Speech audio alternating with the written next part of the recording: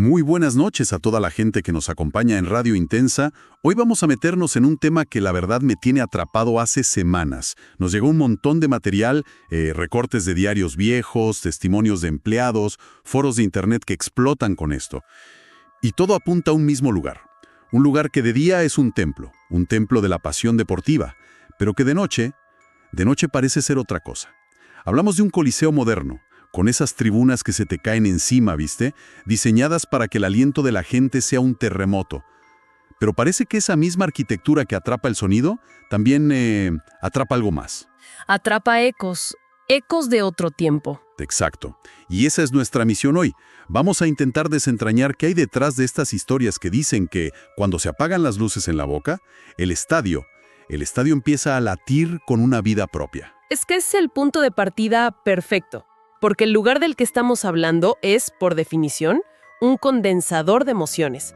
Si te pones a pensar en este concepto de las improntas energéticas. ¿Cómo sería eso? Una impronta energética. Es la idea de que los lugares pueden quedar, digamos, cargados por eventos muy intensos y repetitivos. Y yo no se me ocurre un sitio mejor para eso. Imagínate décadas y décadas de euforia, de angustia, de gritos de gol, de llantos. Totalmente. Es una cantidad de energía psíquica descomunal. Y las fuentes que revisamos, como bien decías, no son solo anécdotas. Hay un patrón. Y eso es lo intrigante. Tal cual. Y el primer patrón, el que salta en casi todos los testimonios de la gente que labura de noche, son los sonidos. Hablemos de eso, de las voces del vacío. Uf, sí. La historia que más se repite, con distintas versiones, es la de gente que está ahí, en la soledad más absoluta, y de la nada, el silencio se rompe. Pero no se rompe todo en un ruido cualquiera, no. No es un caño que pierde agua. No, para nada. Se rompe con algo muy específico. Hay un testimonio de un encargado del servicio de café que te pone la piel de gallina. El tipo cuenta que estaba laborando tarde, haciendo mantenimiento, y había un silencio de esos que te zumban en los oídos, ¿viste? Sí, el silencio absoluto. Y de repente empieza a escuchar un murmullo. Lejano, como una radio mal sintonizada. Al principio, obvio, no le da bola. Claro, pensás que es algo de la calle o un motor, qué sé yo. Exacto. Pero el sonido empieza a crecer, y ahí el murmullo se transforma en algo que no podés no reconocer, el cántico de una hinchada. ¿Posta? El tipo hasta dice qué canción era, el clásico Boca mi buen amigo. Mirá vos, con nombre y todo. Y lo más loco no eran solo las voces. Él dice que escuchaba el ruido de miles de pies subiendo por las escaleras de cemento, el murmullo de la gente acomodándose. No, es increíble. O sea, toda la banda de sonido completa de un día de partido. Eso es un detalle clave. No es un sonido aislado. Es un paisaje sonoro. Una reconstrucción ambiental. Desde la parapsicología, esto es un caso de manual de lo que llamamos grabación residual. Grabación residual. Claro. La teoría dice que no son fantasmas que están ahí interactuando con vos en el presente, sino que el lugar está, como quien dice, reproduciendo un evento del pasado. Un evento que fue tan potente a nivel emocional que quedó grabado en el ambiente. Como un eco en el tiempo. Exactamente. Un eco en el tiempo. Ahora, un escéptico te diría, no sé, ¿qué es la acústica del lugar? Y tendría un buen punto. Un experto en acústica o un psicólogo te hablaría de pareidolia auditiva. O sea, en un silencio casi perfecto y con el cansancio, tu cerebro busca patrones. Escucha ruidos aleatorios, el viento, un generador, y los convierte en algo familiar, como voces. Claro, tiene sentido. Y la acústica de ese estadio, que es una caja de resonancia, podría amplificar todo. Sí, pero lo que me liquida es el final del relato de este tipo. Cuenta que, cagado en las patas, pero con una curiosidad que lo superaba, se asomó a una de las puertas que dan a la tribuna. Ay, no. Yo no me asomo ni loco. Y la imagen que vio fue la nada. Las tribunas vacías, el campo de juego con esa luz de seguridad fantasmal, ni un alma. Pero el cántico seguía ahí, sonando fuerte a su alrededor, hasta que de golpe se cortó. Silencio otra vez. Es muy fuerte. Es que ahí choca la explicación racional con la experiencia personal. Para ese hombre, eso fue real. Y es interesante cómo los mismos empleados crearon su propia mitología. Muchos dicen que no son ecos, son los hinchas eternos. Los hinchas eternos. Sí, Socios fallecidos que juraron alentar para siempre y que de alguna manera siguen cumpliendo su promesa desde otro plano. Es hasta poético, ¿no? Es una idea hermosa y aterradora a la vez. Pero bueno, la cosa no se queda solo en lo que se escucha, porque a veces esos ecos toman forma. Y acá entramos en un terreno un poco más oscuro. El de las sombras que no pertenecen a nadie. Exactamente. Cruzando los relatos de personal de seguridad, de mantenimiento, surge esta figura recurrente. Figuras oscuras, con contorno humano pero sin ningún detalle. Y todos coinciden en dos cosas clave. Primero, que no son sombras proyectadas por una luz. Aparecen en zonas con iluminación pareja. O sea, no tienen una fuente lógica. Ninguna. Y segundo, el movimiento. Nadie dice que caminan. La palabra que más usan es que se deslizan. Se deslizan. Sí, como que flotan a ras del suelo, a una velocidad que no es natural. Algunos hasta dicen que vieron a una de estas sombras parada en una butaca, quieta, como mirando el campo de juego. Lo que estás describiendo encaja perfecto con un fenómeno global que en el mundo paranormal se conoce como gente sombra o shadow people. Mira vos. Sí, los reportes vienen de todo el mundo y son increíblemente parecidos. Siluetas oscuras, a veces con sombrero, sin rostro, y que provocan una sensación de pavor terrible. Hay un relato de un sereno de hace unos años que es tremendo. El tipo estaba haciendo la ronda por el sector de las plateas viejas, la parte más antigua, y en eso ve una figura oscura arriba de todo. Su primer instinto es pensar que es un intruso. Lógico. Un pibe que se coló. Tal cual. Entonces le grita que se quede quieto y lo alumbra con la linterna más potente que tiene.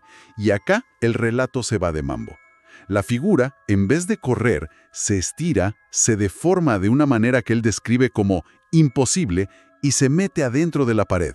¿Cómo que se mete adentro? Se esfuma contra el cemento, como si la pared la hubiera absorbido. Bueno, listo. Ahí ya no hay explicación racional que valga. No es un juego de luces, no es nada. Pero lo que más me impactó no es lo que vio, sino lo que sintió después. El tipo le dice al periodista, lo que me dejó helado no fue el miedo, fue la certeza absoluta de que eso no tenía cuerpo. No era falta de luz, era pura presencia. Uf, qué definición. Es brillante. ¿Viste? Una cosa hecha de oscuridad. Es que esa es una distinción increíble. No es la ausencia de algo, sino la presencia de algo. Con entidad, con intención.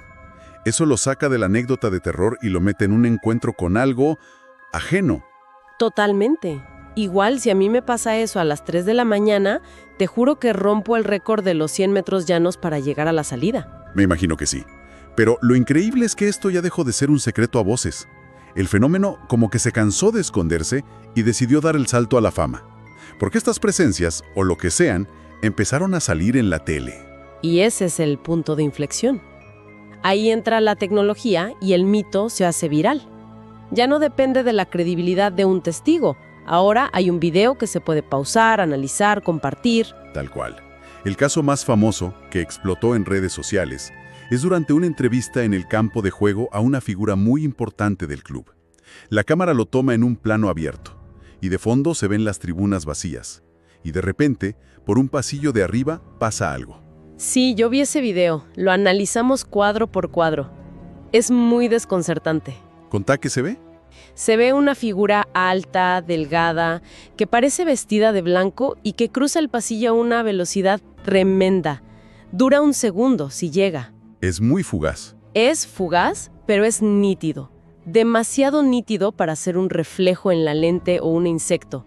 Y al mismo tiempo es demasiado rápido, y el movimiento es muy extraño para ser una persona. Parece que se desliza, no que corre. Y el dato clave es que la producción del programa y la gente del club confirmaron que ese sector estaba cerrado. No había nadie autorizado a estar ahí. El lugar estaba oficialmente vacío. Y ahí es donde el análisis se pone más interesante, porque el foco ya no es si el fantasma es real o no. ¿Cuál es el foco entonces? El fenómeno cultural que se genera. El video se convierte en un test de Rorschach digital. Cada uno ve lo que su sistema de creencias le permite ver. Y al toque surgieron 3 grandes narrativas para darle un sentido. A ver. La primera, la más popular, es la del hincha eterno. Es la misma idea de los cánticos, pero ahora con imagen. Es el espíritu de un fanático que sigue yendo a su lugar en la tribuna. La más directa, digamos. Exacto. La segunda es más romántica, la del jugador olvidado. Sería el alma de una vieja gloria del club que vuelve a pisar el césped. Esa tiene algo poético, ¿no? El estadio como su paraíso personal. Sí, un toque nostálgico. Y la tercera es la más mística, la del espíritu protector. Esta teoría dice que no es una persona, sino una entidad, una manifestación de la mística del club, un guardián que cuida el lugar. Mira vos. Y lo fascinante es que ninguna teoría es maligna. El fantasma no asusta, no es un demonio, es uno más de ellos. Es un fantasma hincha.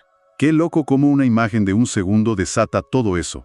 Entonces, si juntamos las piezas, tenemos testimonios de cánticos en un estadio vacío, reportes de figuras sombra que se mueven de forma anómala y evidencia en video de una aparición. Todo apunta a que la pasión de ese lugar es tan bestial que se niega a desaparecer. El estadio no solo vibra con los vivos, resuena con los ecos de su historia. Y si me permitís una última reflexión, una teoría que podría unificar todo. Dale. Pérez o en el jugador de los años 40. ¿Y si lo que se manifiesta no es un fantasma en el estadio, sino el fantasma del estadio? ¿Cómo sería eso? Una manifestación de la conciencia colectiva, una entidad psíquica creada por la suma de la energía emocional de millones de personas a lo largo de un siglo. El alma del lugar. Exacto. Los cánticos, las sombras, la figura del video, no serían individuos, sino pulsos, manifestaciones de esa alma colectiva. El verdadero fantasma de la Bombonera sería la pasión misma de su gente, hecha visible. El espíritu del lugar, pero en un sentido literal. Qué idea potente para cerrar. Y nos deja con una pregunta, ¿no? Si la emoción colectiva puede dejar una huella tan profunda en el cemento, ¿qué otros lugares de nuestras vidas, cargados con nuestras emociones, podrían estar guardando sus propios ecos silenciosos? Muchas gracias a la increíble audiencia de Radio Intensa por acompañarnos en este viaje a lo desconocido. No olviden suscribirse, darnos un me gusta y dejar sus comentarios. Nos interesa mucho saber qué piensan. Descansen, si pueden, hasta la próxima.